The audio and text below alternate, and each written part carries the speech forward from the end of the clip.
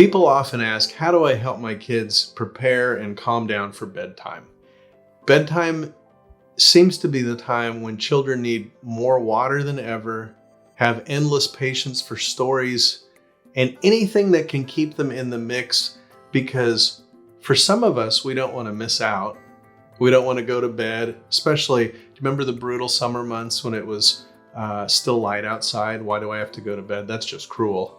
It is a wind down process, and there has to be some acceptance of that for our kids. So on one hand, we can prepare them by kind of coaching their behavior.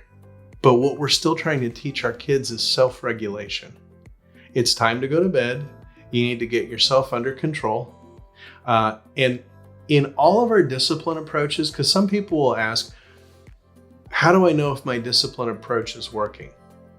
Well, I don't want to coach you to second guess yourself, but sometimes we give instructions or set boundaries, make requests in a way that has almost a question in it. It's time to go to bed, okay? We don't need our children's approval. We tell them how it is, and it doesn't mean we're angry or insensitive, but we're confident because we are the adults. Here's the time. Here's when you have to go to bed. And if you started a game on your tablet or our game system and it butts up against that, now here's a place where I'd also coach parents to be flexible.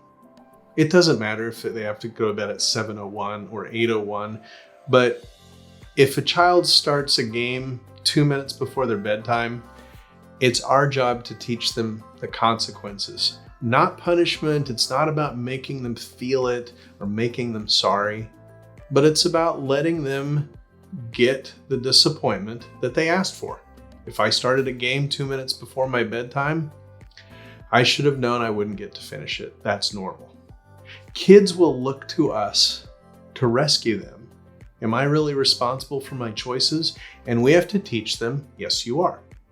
So one of the things we can do with bedtimes as well is coach them about all the things that help them calm down.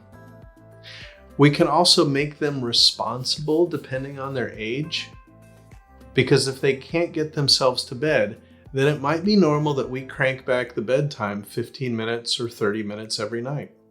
Well, last night was such a struggle, and I don't want that to be that way for you. And we need to be careful that we're not passive aggressive with that, but we are serious. They missed their bedtime, so clearly they need more time to prepare. And when they show us that they can do it, they can get more time.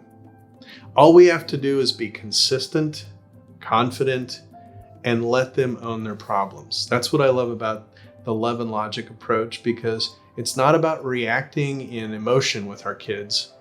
It's about honoring their choices with consequences. We just have to be consistent and not really be affected by their mood.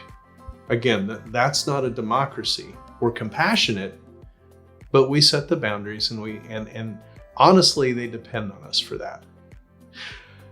One last thought. Sometimes parents project their own personality on their kids and tell their kids, this is what you need to go to sleep. It needs to be dark. The door needs to be shut. And sometimes that's true, because if there's distraction, they can't go to sleep. But some of our kids, if they're scared, that keeps them awake. Actually, some of our kids might react positively, even though the light engages their brain.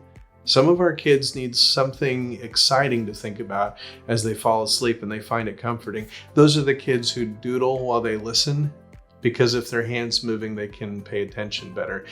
All of us think and act differently, so be sensitive to your kids' needs, because they might not be wired like you. But the thing that is universal is they depend on us as parents to set the boundaries, and we have to do that confidently and compassionately.